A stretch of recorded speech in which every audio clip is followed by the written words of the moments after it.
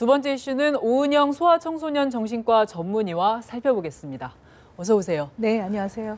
이 사진 방금 보셨을 텐데 어떠셨나요? 아휴, 이게 참 사람이 아무리 인생이 힘들어도 집에 가서 등을 댈 수 있는 따뜻한 방 한 칸 있으면 소원이 없겠다 이렇게들 말씀하시는데요. 네. 이 방이 이렇습니다. 이건 정말 쓰레기 더미에서 살고 있었다고 볼 수 있죠. 정말 그 안에서 그래서 생활을 하고 잠을 잤던 아이와 엄마 걱정됩니다. 아이 같은 경우에는 사실 집에 돌아갔을 때 좀 안락한 환경이 보장이 그렇죠. 되어야 될 텐데 네, 아이도 네. 참 견디기가 어려웠을 것 같아요. 네, 안락한 건 말할 것도 없고요. 우리가 인간의 평균 수명이 늘어나게 됐던 가장 큰 이유 중에 하나가 위생입니다. 네. 그러니까 위생이 좋아지면서 사람들은 많은 질병으로부터 자신을 보호할 수 있게 됐는데요. 그래서 이런 경우라면 또 여기서 매일매일 살아간다면 이건 굉장히 큰 건강상의 문제, 심리적인 안정감의 문제가 생기겠죠. 네. 이거 되게 큰 문제입니다. 심리적으로 좀 어떤 문제가 있을 수가 있을까요? 건강상으로는 사실 이제 병으로 네. 드러나고 겉으로 다 보이니까 조금 이제 치료하기도 어쩌면 쉬울지도 모르겠는데 네. 심리적으로는 이런 상황에서 장기간 방치됐을 때는 어떤 문제가 있을까요? 인간은요, 쉽게 말하면 내가 소중하고 나 잘난 맛에 삽니다. 네. 네, 그런데 아이가 아직은 자체적으로 혼자 스스로 살아갈 수가 없는 아이 아니겠습니까? 네. 그러면 자기를 낳아준 부모로부터 언제나 보호받고 위로가 필요할 땐 위로를 해주고 신체적으로 불편하면 병원에 데려가고 치료해주고 따뜻한 밥을 먹이고 이거 자체가 내가 이 세상에서 가장 소중하고 존중받는 사람이구나라는 거 확인해 나가면서 자기의 정체성을 만들어 나가거든요. 그런데 문제가 생기면 사실은 걱정스러운 게 그러면 안 되겠지만 엄마와 같은 일생을 이제 같이 반복해서 살아갈까 봐 굉장히 걱정입니다. 아이에게 사실 엄마와 같은 이런 상황들이 반복될 수 있는 그런 네. 문제도 있겠군요. 엄마 같은 경우에는 지금 무기력증, 이혼 후에 무기력증을 앓았다고 하는데요. 이 무기력증이라는 게 어떤 건가요, 선생님? 근데 사실 우울증이라고 보는 게 정확할 것 같습니다. 우울증의 진단 기준 중에 두 가지 중요한 것이 있는데요. 하나는 loss of energy라고 합니다. 네. 그러니까 에너지가 없어지니까 네. 전반적으로 무기력하죠. 아무것도 하기 싫은 거군요. 네. 네. 그러니까 힘도 없고 자기 몸을 거동할 힘이 없는 경우들도 있습니다. 네. 그래서 오랫동안 누워 있어서 머리에 이가 생기는 사람도 있습니다. 사실은 너무나 오랫동안 누워 있는 네. 거죠. 또 두 번째 중요한 기준 중에 하나가 loss of interest입니다. 그러니까 네. 흥미가 없어집니다. 네. 어떤 산의 진미를 갖다 놔도 별로 맛이 없고 네. 어떠한 것들을 제공해도 재미가 없습니다. 네. 이 두 가지를 주관적으로 느끼는 것이 매우 중요하기 때문에 네. 사람들이 그냥 나 흥미가 없어졌어요라든가 무기력하다는 것은 사실 우울증을 시사할 수 있는 아주 중요한 단서가 되기 때문에 그냥 지나칠 수 없는 얘기라고 할 수 있죠. 그러면 이 엄마도 이 우울증의 상태였다면 스스로 이렇게 딛고 일어나거나 이러기는 좀 쉽지 않았겠네요. 네, 우울증인 경우에 우리 주변에서는 뭐 취미를 가져봐라, 아니면 용기를 내라, 네가 마음이 약해서 그렇다, 의지를 강하게 가져라 이렇게 자꾸 얘기를 하는데요. 다 옳은 말씀입니다만은 우울증 상태는 치료를 필요로 하는 질병 상태입니다. 네. 이분들한테 이런 얘기가 사실 도움이 안 되고요. 사실 이분은 이제 우울 이외에 다른 증상도 같이 동반하고 있다고 판단이 됩니다. 그러니까 엄마랑 딸이 이렇게 1년 가까이 이렇게 쓰레기 더미인 집에서 방치돼서 살았는데 보니까 지금 이웃에서도 이런 거를 알지를 네. 못했고 네. 저는 학교에서 어떻게 이걸 몰랐는지 잘 모르겠어요. 아이가 네. 옷 입고 오는 거, 씻고 오는 거 보면 금방 알 수 있었을 것 같은데 이게 눈치를 못 챘나 보죠. 네, 뭐 아동학대 방지법 이런 것들이 법이 잘 만들어져도요.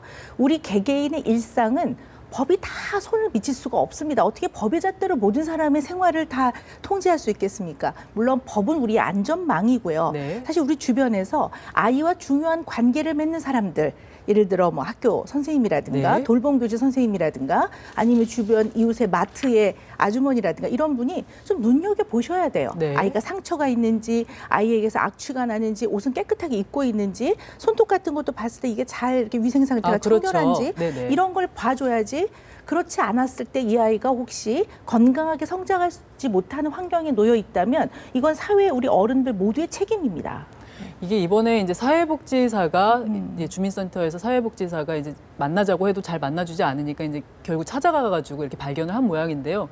이렇게라도 발견을 해서 다행이긴 한데 사실은 1년 동안은 그대로 방치가 돼 있었다는 거잖아요. 사실 네. 당국에서도 이런 거를 좀 제대로 관리를 했어야 되는 거 아닐까요? 그러긴 하는데요. 이분은 이제 그 어머니가 이제 추정하기로는 네. 직접 뵙질 않아서 진단하는 건 좀 어렵지만 네네. 추정하기로는 우울증에 저장 강박을 갖고 계셨던 분인 것 같아요. 저장 강박이요? 네, 그러니까 네네. 저장하는 강박증인데요. 네. 이 불안과 우울은 우리 뇌신경계 계통에서 그 여러 가지 뇌 환경, 생리학적인, 생화학적인 신경 전달 물질들이 굉장히 중요한 영향을 많이 주는데요. 세로토닌이라는 신경 전달 물질의 불균형이 있었을 때 네. 우울과 불안을 동반한다고 합니다. 아, 네. 그러니까 약간 우울과 불안은 사촌지간 같다고 보시면 네네. 되죠. 근데 이제 이 불안 중에 일종인 강박증, 그 중에서도 다시 세분화하면 저장 강박증에 속한다고 볼 수가 있습니다. 그래서 그럼 뭐든지 네. 저장하는 건가요? 네. 쓰레기든지 뭐든지? 네, 그렇죠. 필요하냐 아니냐, 사용하냐 아니냐 관계없이 무조건 버리지 못하고 모아두는 건데요. 우리 흔히 이제 자본주의 국가에서는 중요한 좋은 물건을 가지고 있는 것 자체가 지위나 성공을 표현합니다. 네. 그래서 이것들은 공적인 의미에서의 자기를 표현하는 거라면 네. 이 저장 강박증은 그런 것이 아니라 타인에게 보여주기 위한 것이 아닙니다. 그래서 자기 자신의 자아 정체성을 확인하기 위한 것입니다. 아까 우리 그 저장 강박증, 우울증, 네. 엄마에게 이런 증세가 있을 것이다 이런 얘기를 좀 했었는데요. 이 엄마가 이제 경찰 조사를 받으면서 이제는 아이 잘 키우겠다 이런 말을 하셨다고 해요. 이제 집도 다 치웠고. 근데 좀 걱정이 되는 게 이게 이렇게 단시간에 치료가 될 수 있는 것인지 또 재발할 수 있는 가능성은 없는 것인지 궁금하거든요. 네.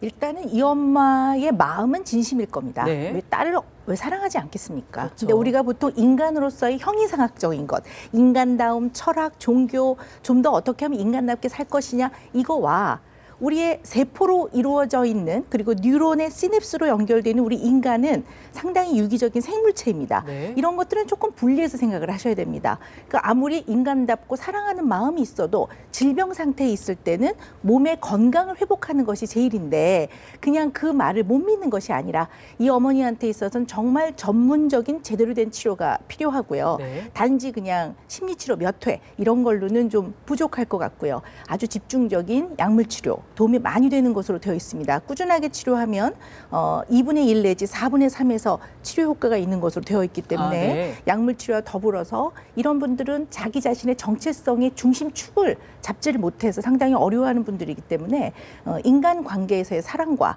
자기 자신이 굉장히 소중한 존재라는 것을 다시금 확인시켜주는 그런 과정이 반드시 필요할 거라고 보고요. 엄마의 치료뿐만 아니라 아이도 상당히 많은 상처와 자기 자신의 소중함을 잃었을 거라고 추정하기 때문에 네. 아이에 대한 치료와 보호가 반드시 필요하다고 볼 수 있습니다. 엄마가 일단 좀 치료를 받고 본인이 중심을 잡으시면 이제 아이에 대한 양육으로 좀 잘 이어질 수 있는 이런 상황이 좀 왔으면 좋겠네요. 네. 알겠습니다, 선생님. 오늘 말씀 잘 들었습니다. 네, 고맙습니다. 감사합니다.